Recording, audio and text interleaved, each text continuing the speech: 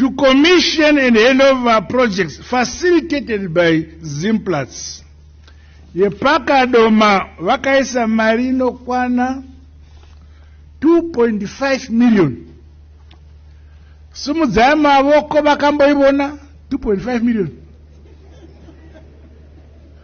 Mongo wakutiriko handiti. Ava Alex akaverenga motsipiri kusvika 2.5 million. Regai ndikuudze kuti 1 million inonyogwa sei.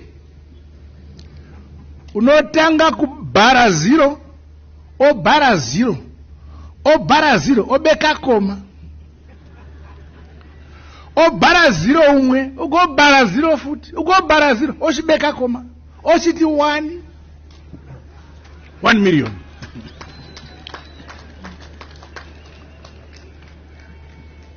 Zvino kana yava 2.5 million.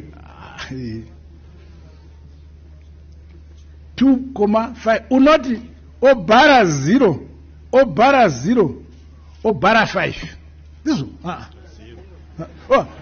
Wabonaka ndakanganisa. Unenge uchinyora. So at this moment mdara arufana kunge achitamba navazukuru kumusha, achivaitira makwizi, achivaitira ngano dzesedzana bhara 0 idzi, while least we have serious people in government running things in government.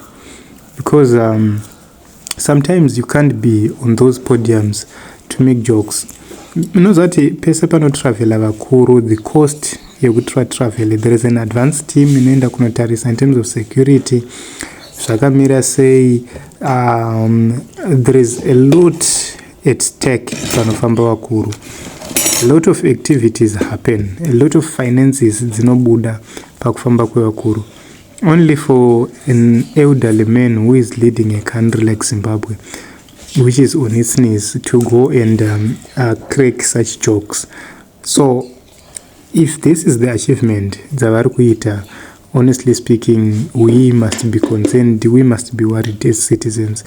This 2023, let us vote for people who are serious. Let us vote for people who know what needs to be done, people who know that Zimbabwe need to be developed, not people who are there to crack jokes, not people who are there to make jokes.